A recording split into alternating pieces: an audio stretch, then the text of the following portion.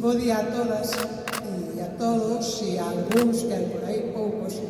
Eu non podo evitar neste acto sempre emocionarme. É dicir, cando vos vexo a todas, que vides con tan boa disposición cando vos chamamos, pois para nós é un placer. Significa, penso, que facemos as cousas un pouquiño ben.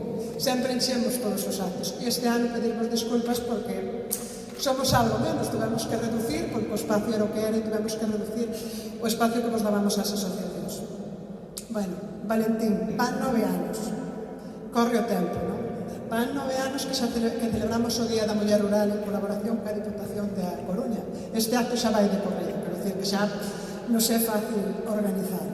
Queremos lle dar as gracias especialmente polo seu apoio, por permitirnos facer actos espectaculares nestes 9 anos.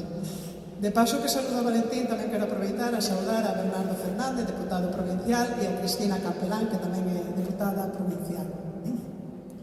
Este ano imos con algo de retraso, con casi un mes de retraso. Pero que pasa? Que vai con outra data importante para nós, o 25 de novembro, que foi a publicación da Lei Orgánica de Medidas de Protección Integral contra a Violencia de Xénero. Celebramos, pero tamén a nos obriga a reivindicar. Grazas tamén a un fixo neste acto que acaba de falar e pon o seu listón moi alto, a Roberto García, que é o secretario xeral de Unións Agrarias. É a organización que nos dá cobertura. E ás veces eu creo que non valoramos suficientemente esta cobertura. Porque as vosas consultas, todas de asociacións, incluso as vosas particulares de socios de asociacións, pois son moitas e variadas e nós non temos personal para cubrir todo eso. E en Unións Agrarias sempre temos un técnico, unha abogada ou calquera outra persoa que nos axuda a resolver esas dudas vosas. Por iso que tamén quero darles as gracias. E, como non, darles as gracias ao prior do mosteiro, porque nos deixou aquí un espacio único.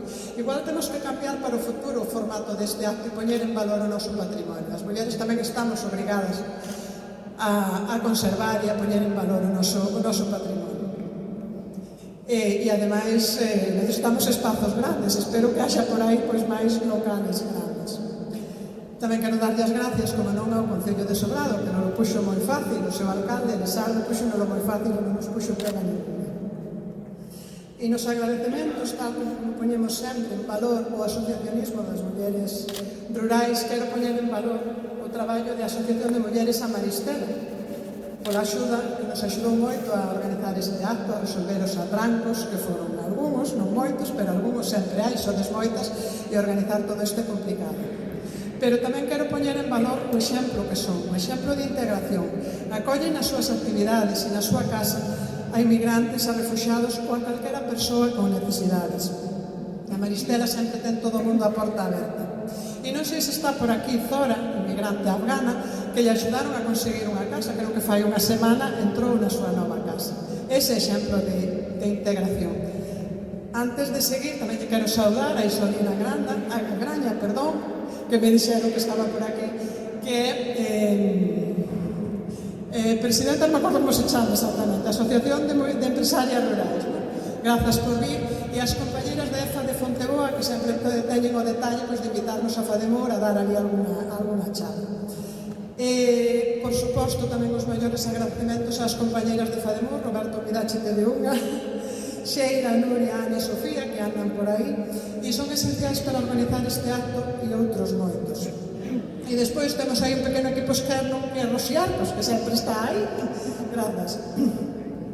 Como vos dicía antes, xa van 20 anos a publicación da Lei Orgánica, que coincide tamén máis ou menos cos 20 anos de Fademor.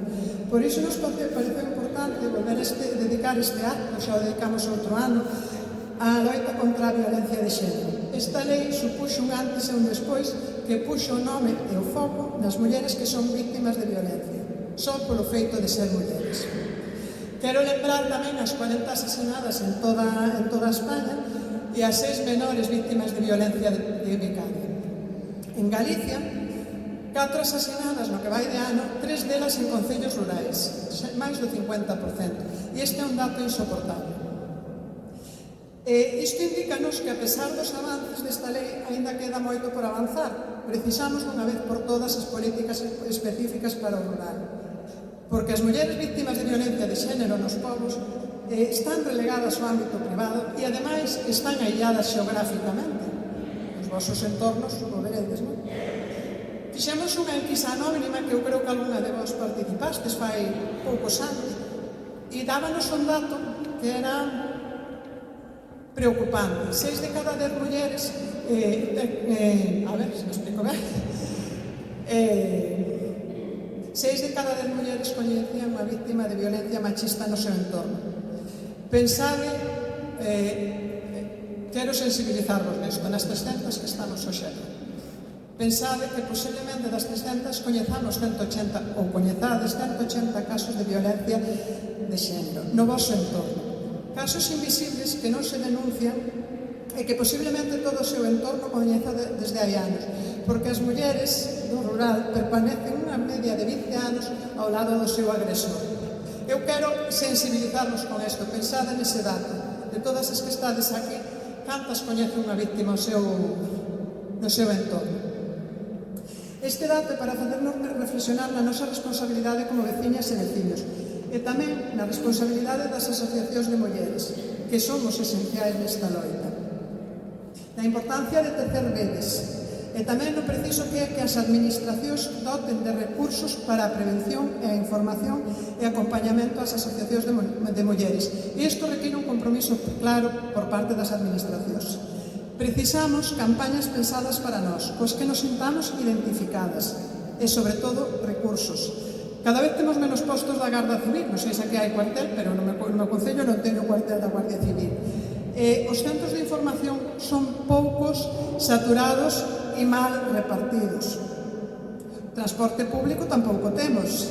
E moitas máis necesidades que as vemos no día a día nos concellos rurais que dificultan sair dunha situación de violencia. Por isto, demandamos unha vez máis políticas específicas para nós. Tamén é preciso unha maior protección das víctimas rurais, modificar as medidas de protección, que moitas veces no rural non son nin efectivas nin fáciles de cumprir. E vou vos poñer un exemplo, unha orden de alexamento, 500 metros, en Sobrado, e se só hai unha farmacia, se só hai un centro médico, se só hai un bar, aquí hai máis bar, é difícil non encontrarte co teu agresor. Por iso precisamos medidas de protección específicas para o medio rural. Ademais de recursos e axudas, tamén temos que traballar para coñecelos. Parecenos fundamental para sair dunha situación de violencia machista. En Fademur levamos moitos anos traballando nesto, vos sabedes o mellor que ninguén, non? Moitas de vos sodes ou fostes autónomas da agricultura e gandería. Tamén nos parece que é importante que saibades que se sodes ou fostes titulares ou titulares ou socios dunha explotación gandeira, que hai axudas específicas para as víctimas no cese dos autónomos. Nestas axudas, suspéndese a cotización durante 6 meses, síguese estando de alta na Seguridade Social e teñen dereito a unha prestación en función dos anos cotizados. Non é unha axuda, é un dereito que nos corresponde polos anos cotizados como se fora o paro. E quero que todas os saibades. Avanzar contra a loita de xénero pasa por moitas cousas, pero unha delas é educar os nosos fillos e fillas en igualdade, en todos os ámbitos da súa vida. E cando falo de educar, non só é responsabilidade das mulleres, é responsabilidade de toda a sociedade, que parece que a educación é só responsabilidade das mulleres. E por poñervos un exemplo, o diagnóstico que fixo o Ministerio de Agricultura no ano 2021 sobre a igualdade de xénero no medio rural di que as mulleres adicamos ao traballo doméstico 9,53 horas fronte a 1,46 dos homes. O sea, as mulleres adicamos 2 xornadas laborais no mesmo día, non? O traballo doméstico máis o traballo de fora da casa. Se vos preguntamos agora as horas que adicades, estou segura de que a resposta vai a ser a mesma. Se vos volve a preguntar o Ministerio. Tamén, como sempre, que insistimos moito nesto, quero animarvos á participación, a ocupar os espazos que nos corresponden, a participar da vida política, a participar nas cooperativas, nas comunidades de montes, a participar nas organizacións agrarias, en todos os órganos que nos representan. Hoxe é inadmisible non ter directivas paritarias, non ter organizacións agrarias paritarias, ou cooperativas, ou deputacións paritarias, ou concellos paritarios. Estamos vendo nos últimos tempos a creación de novas asociacións de gandeiros e agricultores, e digo en masculino, porque non hai ninguna soa muller nas súas xuntas directivas, deixando a metade da poboación fora. Se non contan con nós, temos que ter claro que non nos representan. E xa vou rematar, desto vais a falar máis polo miúdo, que a mesa redonda que temos, e quero aproveitar tamén que os deixei para o final aos participantes da mesa redonda que desinteresadamente se ofreceron a participar. E nada máis, moitas grazas.